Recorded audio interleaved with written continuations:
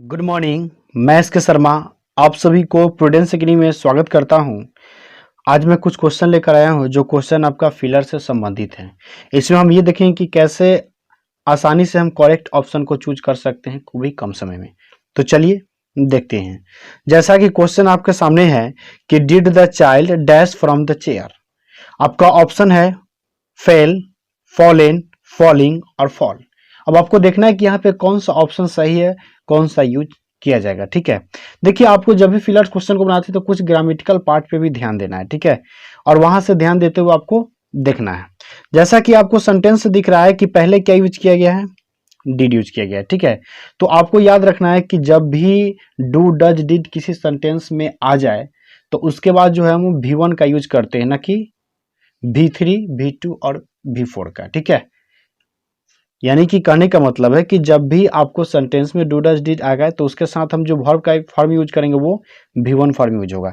तो उस कंडीशन में आपका फॉलन की बात की जाए तो ये आपका फॉलन दिख रहा है। ठीक है, ये आपका क्या है, V3 फॉर्म में है, ये फॉलिंग आपका V4 फॉर्म में है और ये फेल जो है वो आपका V2 फॉर्म में है। तो यहाँ से जो आपका आंसर बनेगा वो क्या होगा, ऑप्शन नंबर डी फॉल होगा। यही आपका V1 फॉर्म में दिया गया है। ठीक है, देखिए नेक्स्ट क्वेश्चन है आपका कि do you dash to see my collection. ठीक है, अभी मैं आपको बताया है कि जब भी किसी सेंटेंस में डू डज और डीड आ जाए तो उसके बाद जो है वो V1 फॉर्म का यूज करना है। ठीक है, तो जब V1 फॉर्म का यूज करना है तो यहाँ से आपका और यहाँ ये गॉट है, ये दोनों क्या होंगे, कैंसिल होंगे। ये दोनों ऑप्शन क्या है आपका, गलत है। ठीक है, इसके अनुसार यहाँ पे ये दोनों ऑप्शन का यूज नहीं होगा।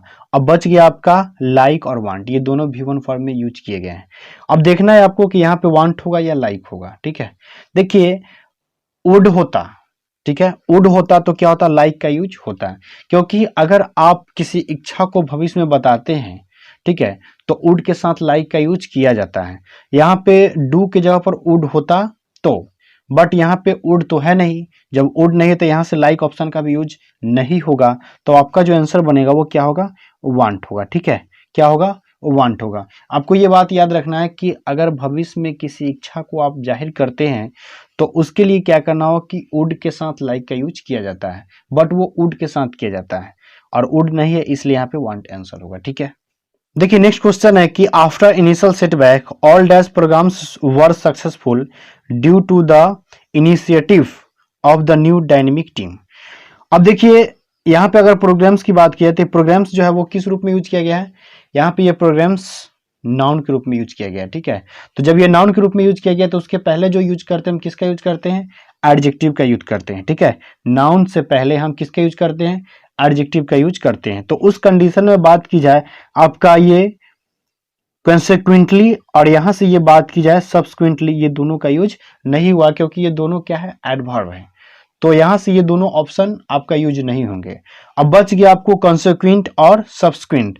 तो यहाँ पे इस दोनों में क्या होगा, देखिए कंसेक्वेंट का मतलब होता है परिणाम स्वरूप और सब्सिक्वेंट का मतलब होता है बाद में होने वाला कार्य। ठीक है, अब आपको देखना होगा सेंटेंस को कि सेंटेंस का क्या अर्थ जा रहा है। ठीक है, कहता है आफ्टर इनिशियल सेटबैक। ठीक है, पहली नाकामयाबी के बाद all dash programmes were successful, यानी पहली नाकामयाबी के बाद ऑल डैश प्रोग्राम्स मतलब जितने भी कार्य थे वो सभी सक्सेसफुल हो गए।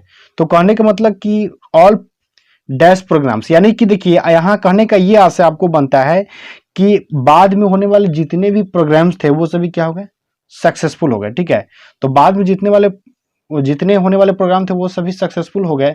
तो उस कंडीशन में जो आपका आंसर यहाँ से बन रहा है वो क्या होना चाहिए, सब्सिक्वेंट होना चाहिए। ठीक है, क्या होना चाहिए, सब्सिक्वेंट, क्योंकि सब्सिक्वेंट का मतलब होता है बाद में होने वाले कार्य, यानी भविष्य में होने वाले कार्य। लेकिन कंसेक्वेंट का मतलब ही नहीं बताया कि क्या होता है, परिणाम स्वरूप। ठीक है, तो ये आपका कार्य होने के बाद यूज किया जाता है, बट यहाँ पर कार्य नहीं हुआ है। ठीक है, कार्य आपका जारी है, यानी कि वो कार्य जो बाद में होने वाले, तो उस कंडीशन में आपका क्या आंसर बनेगा, सब्सिक्वेंट होगा। ठीक है, देखिए नेक्स्ट क्वेश्चन है कि ही dash his living by hard work. अब देखिए अगर हम पहला ऑप्शन लेते हैं तो क्या है, अर्न्स। ठीक है, ही अर्न्स हिज लिविंग, वो अपने जीवन निर्वाह के लिए कमाता है बाय हार्ड वर्क, यानी कठिन परिश्रम से। वह कठिन परिश्रम से अपने जीवन निर्वाह के लिए वो क्या करता है, कमाता है। ठीक है, वह उसके बाद ऑप्शन बी को देखा है तो वह जीवन निर्वाह के लिए जीतता है। ऑप्शन सी को देखा जाए तो जीवन निर्वाह के लिए वो उत्पन्न करता है। देखिए, अगर आपको जीवन निर्वाह की बात है तो उसके लिए क्या करना, आपको कमाना पड़ेगा। आपको जो सुटेबल ऑप्शन दिख रहा है वो ऑप्शन नंबर ए दिख रहा है, अर्न्स होना चाहिए। ठीक है, ही earns his living by hard work. तो आपका आंसर यहाँ से जो बनेगा वो क्या होगा, ए होगा। ठीक है, देखिए नेक्स्ट क्वेश्चन है आपका कि bread is usually made dash wheat. ठीक है, अब आपको देखना है कि यहाँ पर ऑप्शन आपका दिया है कि ऑफ, फ्रॉम, विथ और बाय में क्या होगा। ठीक है, देखिए आप यहाँ से कि प्रीपोजिशन की बात किया तो ऑफ, फ्रॉम और विथ, ये मेड के साथ तीनों प्रीपोजिशन का यूज किया जाता है। अब आपको ध्यान देना है कि अगर एक वस्तु से दूसरी वस्तु बनाए जा रहे हैं, अगर उस दूसरी वस्तु को पहले वाले वस्तु में हम बदल सकते हैं तो उसमें क्या करना है, ऑफ का यूज करना है। अगर दूसरी वस्तु से आप पहले वाले वस्तु में नहीं बदल सकते तो उसमें फ्रॉम का यूज करना है। जैसे अगर मान लीजिए कि कोई चेयर जो है वो लकड़ी से बना है, तो अगर कोई चेयर लकड़ी से बना है तो उस चेयर को चाहिए तो आप लकड़ी में बदल सकते हैं। ठीक है, लेकिन अगर दूध से दही बना है तो उस दही को फिर से आप दूध में नहीं बदल सकते। वही बात यहाँ पे है कि ब्रेड जो है, ब्रेड बना है, किससे बना है, वेट से बना है। तो वेट से जब ब्रेड बना है तो ब्रेड को आप फिर से वेट में चेंज नहीं कर सकते हैं। जब आप फिर से चेंज नहीं कर सकते हैं तो उस कंडीशन में जो आपका होना चाहिए आंसर, वो क्या होना चाहिए, उस कंडीशन में आपका आंसर क्या होगा, ऑप्शन बी यानी कि फ्रॉम का यूज होगा। ठीक है, क्योंकि यदि आप दूसरी वस्तु से उस पहले वाली वस्तु में परिणत नहीं कर सकते हैं तो उसमें आपको क्या करना होगा, फ्रॉम का यूज करना होगा। ठीक है।